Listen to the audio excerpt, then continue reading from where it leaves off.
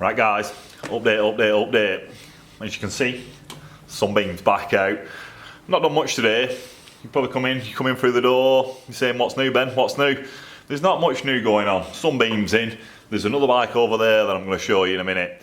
For most of today though, I've just been picking up parts, putting everything back away from me messy workshop. Good news is though, I'm starting to get used to all this. So all my drawers being on that side. I'm down on floor, I'll get up.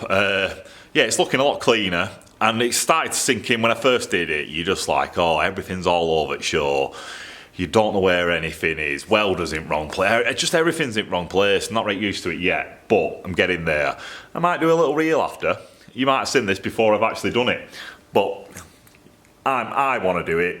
You probably all want to do it. Let's do it. You know what that reminds me of? I think that's what he had, didn't it? Reminds me of Fred Dibner when he used to knock down chimneys. You ever seen that? He runs away, when chimney's ready to go, he runs away, honk, just to move everyone out of the way. He just knows that chimney's coming down. So yeah, what is new? Bench is new, still looking for a blackboard. It's a bummer that my van's broke. Bloody van's broke. If my van weren't broke, I'd just go down to Woodyard, pick up a 2B1. I think I need a 2B1 MDF. Stick it on there, blackboard paint. Have exactly the same as what's going on over there. That's new biking frame. Yeah, I thought about just taking that blackboard off there, moving it over there, but then I'm just going to end up with the same empty white space over there and it'll annoy me. So that one's going to stay. I'm just going to have that as like a secondary board, I don't know. I think this one over here might be more so it's in that big white space. It'll be alright for doing bits of drawings on, because we tend to do the drawings on this bench and then I'll mess it all up, move our stuff around, and it just knocks all. We do it with chalk, so I've got a load of French chalk, got it everywhere. Box full of French chalk. So we've been doing drawings on that. There's like an old A-frame drawing here, which is me sealing up above that, I think. And then that's a subframe drawing, I think, for the Perilla. It needs a bottom rail putting on that, so that was just an idea that we've got at the moment. But by the time customer comes back, that won't be there, I don't think, or it'll look like that, it'll just be remnants of. So yeah, it'd be good if we could possibly do that on that board and put jobs current jobs, information, phone numbers, emails, all that kind of stuff on that board. Maybe some dates, things that are more important than that board, which might just still be a list of names, people that might come in the future. So like I've got on the bottom there, over that side, Alan Forbes at the bottom. On about coming in September, October, November with that bike. So it's miles away, but he's like, put my name down. So his name's down, but I don't have to worry about that at the moment. It's in the brain, out the brain, gone. So let's have a look at this new bike, because I've not got much to film today. I'm going to do some hydroforming, or I'm going to start doing some hydroforming. So for next week, I don't know what I'm going to film. This has come, it's a local bike, this one. It's only come from like 15 minutes down the road. He said he's had it on Banbury Run. He said I'll bring it after I've been at Banbury Run, which were a couple of weeks ago. Basically, that pipe is all wrong. It should go out, down the front of that timing case, then under, so that should be really square. And then it wants to get to about the foot peg, or waggle up to there, little S-bend, and then it should follow that rear triangle bit there, and the silencer is totally different. So we've got a bit of literature for it. I think he said, we're at a 350 this again. A 350, it's called I thought it said the Henley, but it's a new Henley. It's a new Henley, 350, nice little bike. It looks a bit like an AGS. He's given me this. Just always stash them end at pipe so we can find them. Normally put people's names in there, which is what I say about the board. People drop the bikes off and then I forget whose bikes they all are. So as you can see from that, if I focused in a little bit, let's give it some focus. There we go. I say dead square, innit? Down out of there, 90. Probably same rad top and bottom. That one at bottom looks a bit tighter than the one on the top.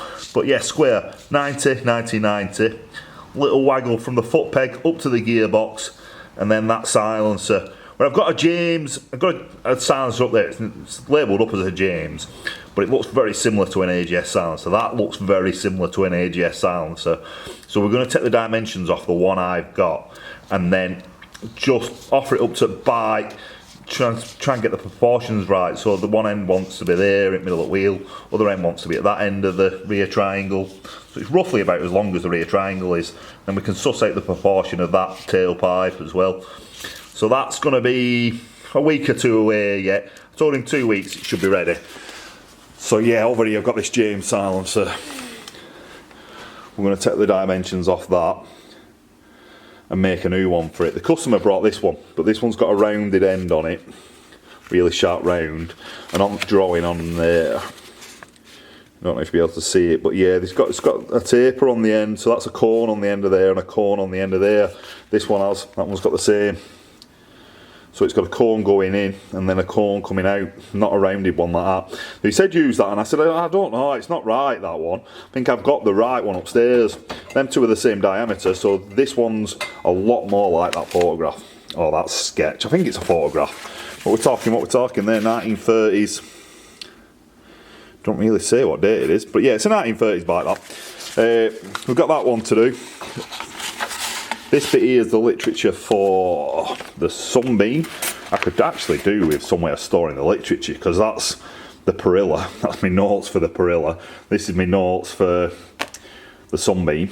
And this is what my bench ends up looking like. So I've got Perilla. That's the new Henley stuff.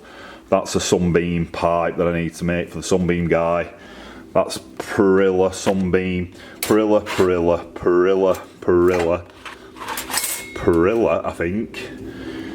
One of my dad's mates, mudguards, they're for the Perilla. That's a Speedway thing that's proper mangled on the end. Some guys tried fixing it, mangled it more. I tried fixing it, mangled it even more. So no go, that one's a scrapper. It's either a scrapper or proper pull it in bits and remake it. So let's get the Sunbeam literature, and let's have a quick look at this before I just turn camera off, because you're 7 minutes in now, 8 minutes in. So that's the Sunbeam. Like I said in that last video, he thinks this is an XTT racer that's been converted to road trim. And this big Brooklands cam, horrible, looks like an horn. That pipe, wrong, shouldn't have that big gap there. It's all wrong, that pipe, all wrong. Basically, we're going to run it straight through. And on the pictures, you'll see tips on the ends like this. I think that could be a Sunbeam end, but we're going to try to copy it, make it fit the pipe diameter, because I think it won't be right bore. And then the holes are slightly different on one of these photographs. But it's giving me enough photographs. Interesting thing about that bike is they come as a twin port, these. The guy said they should be twin ports. And then the racers used to take the twin port heads off and put single port heads off, which give them more power, apparently. Normally you put twin ports on, are more powerful than a single port, I think. But yeah, that's what it should look like. So that is a twin port. You see the pipes on the opposite side at bike, so it'll have another pipe on the other side, which you could probably see if I study the photograph more, but not off that one you can't see. But that's a good example. So you've got that side, and then you've got that side. That's a twin porter again. You can just see the pipe coming down the back there, little shiny line. That's the opposite pipe on it. But that's the kind of run we're going to get with it. See, no gap there between chain case. Nice and tight underneath the chain case. Little flick on the end. Nothing like that. Too much gap. Just gaps everywhere. That's not a race pipe. Never seen being a race pipe. Another twin port there. So you see pipe in background, pipe on front. The pipes are similar, but they're not the same. I've had an email off a proper Sunbeam collector. And he says, yeah, I've seen loads of them, and the race pipes are definitely different than the standard pipes. So that's similar again, nice and tight in on the casings, fair straight run on it. I think that's what we're going to aim for, but not a slash cut. Shouldn't have a slash cut on it. You start studying a lot of these photographs, and you know start sussing out what's right and what's wrong, having a look at the bike. That's what tips it should have on. You know what, they're very similar to that tip I've just had out with them multi-holes in it. In fact, it could be the same thing. You got all them holes in that one, all them holes in that one. I think that's the same tip, but that's definitely running on skinnier pipes. These tips should fit inside the end. So on each one of these drawings, each one of these pictures, they've all got this little hole in the end of the pipe there.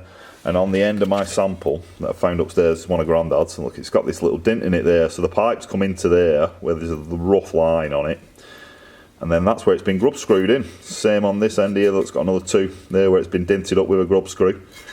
So that's what that is. So we're going to copy that to make the original ones, and then yeah, just reams and reams and reams of paper. I've got a battery flashing at the moment, so we're going to leave you 10 minutes and I'm going to start doing some hydroforming. But yeah, I'll be doing that one at the same time. Nice number 22. That's a, I don't know, it's just a meaningful number to us because that's what Dad's last race number when he died. Number 22.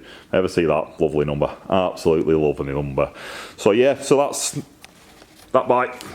Nice golden blackens. I like the golden blackens. This one, golden blackened. That's what we're doing in about 2 weeks' time. I'm going to get some hydroform patterns out now. We're going to knock up some megaphones for the Honda Triton Norton thing. And then by end of week, hopefully, I'll just have to try and think of some random things to make. I'm going to make some P-clamps actually now. Got some P-clamps to make for eBay.